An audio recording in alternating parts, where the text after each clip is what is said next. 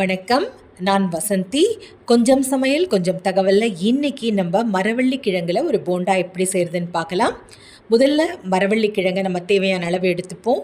இது மண் அதிகமாக இருக்கும். நல்லா வெளிப்பக்கமெல்லாம் நல்லா கைகளால் தேய்ச்சி கழுவிடும். நடுவில் இந்த நார்ப்பகுதி மாதிரி இருக்கும். அது வெந்த பிறகு நம்ம நடுவில் இருந்து அதை நீக்கிடலாம்.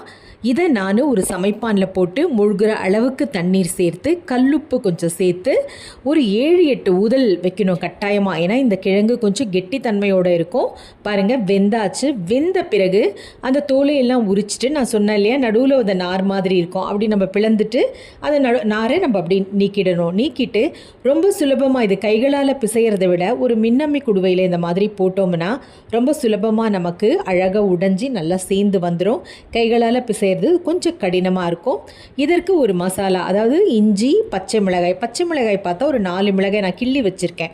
இஞ்சி பூண்டு நான் போடலை, தேவைப்பட்டால் பூண்டு சேர்த்துக்கலாம் நீங்கள். நான் வெறும் இஞ்சி பச்சை மிளகாய் தான் விழுத அரைச்சி எடுத்திருக்கேன். மின் அம்மி குடுவையில் இந்த மரவள்ளி கிழங்கை ஒரு 2 திருப்பு திருப்புனா போகும். அந்த உருண்டைகளெல்லாம் உடஞ்சி அழகாக மிருதுவாக மாறிடும். அதில் நம்ம என்னென்ன பொருட்கள் சேர்க்கலாம். ரவை, சிறிய ரவை பார்த்திங்கன்னா 1/2 டம்ளர் ரவை, அதாவது ஒரு கைப்பிடி ரவை நான் சேர்த்துருக்கேன்.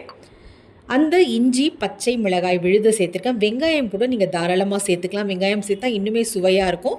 நான் சேர்க்கலை. நீங்கள் வேணும்னா ஒரு 2 வெங்காயம் சேர்த்துக்கோங்க பொடியாக நறுக்கி. கருவேப்பிலை, கொத்தமல்லி, கொஞ்சம் உப்புத்தூள் சேர்த்துக்கலாம். வேறு எதுவுமே தேவையில்லை இதற்கு. மரவள்ளி கிழங்கு பார்த்திங்கன்னா தென் மாவட்டங்களில் அதிகமாக விளையும். அதிலிருந்து தான் நமக்கு ஜவ்வரிசி கிடைக்கிது. நம்ம பாயசம் செஞ்சு குடிக்கிறோம் இல்லையா, அந்த ஜவ்வரிசி இந்த மரவள்ளி கிழங்குலேருந்து தான் நமக்கு எடுக்கிறாங்க. நல்ல கைகளால் இப்படி கலந்து விட்டுப்போம். வேணும்னா லேசாக ரொம்ப கெட்டியாக இருந்ததுன்னா தண்ணி தெளிச்சிக்கலாம், தப்பில்லை. இல்லை எண்ணெய் தொட்டு கூட நம்ம நல்லா கலந்து விட்டுக்கலாம்.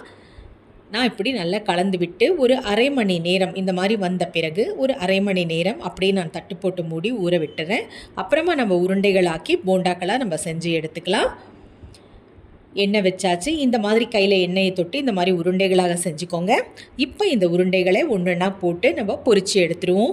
மழைக்காலம், குளிர்காலம் இந்த மாதிரி சூடாக சாப்பிட்றதுக்கு ஏதாவது வேணும், அதுவும் கொஞ்சம் சத்தானதாக இருக்கணும் அப்படின்னா இந்த மரவள்ளி கிழங்கு போண்டா உங்களுக்கு நல்ல கை கொடுக்கும். நம்ம இந்த கிழங்குகள்லாம் சும்மா வேக வச்சு தான் சாப்பிடுவோம். அதில் பெருசாக நம்ம எதுவும் உபயோகப்படுத்த மாட்டோம். இந்த மாதிரி நம்ம ஒரு போண்டா அப்படி செஞ்சு கொடுத்தா வீட்டில் எல்லோருமே ரொம்ப விரும்பி சாப்பிடுவாங்க. உடனே திருப்ப வேண்டாம், கொஞ்சம் நேரம், ஏன்னா உடஞ்சிரும். நம்ம உடனே திருப்பினா கொஞ்சம் நேரம் கழித்து மெதுவாக அந்த ஜல்லிக்கரண்டி இப்படி அடிப்பக்கம் வச்சு அப்படி தள்ளி விடுங்க.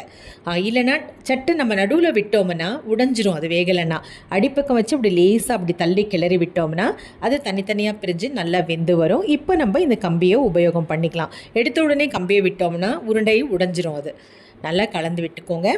மறக்காமல் என்னுடைய காணொளியை பதிவு பண்ணுங்கள். பக்கத்தில் இருக்க மணி மீது அழுத்துங்கள். ஆனால் இந்த மரவள்ளி கிழங்கு நீரிழிவு நோயாளிகள் நிறைய எடுத்துக்கக்கூடாது. ஏன்னா அதில் நிறைய மாவு சத்து இருக்குது. அதனால் அவங்க நிறைய அதை எடுத்துக்கிறத தவிர்க்கணும். நல்லா இப்படி கலந்து விட்டுக்கலாம். நல்லா வெந்து வந்துடுச்சு. நல்லா திருப்பி விடுவோம். 2 பக்கமுமே நல்லா திருப்பி விட்டு நான் இளந்தீலையும் மிதமான தீலையும் வச்சு மாறி மாறி செய்கிறேன்.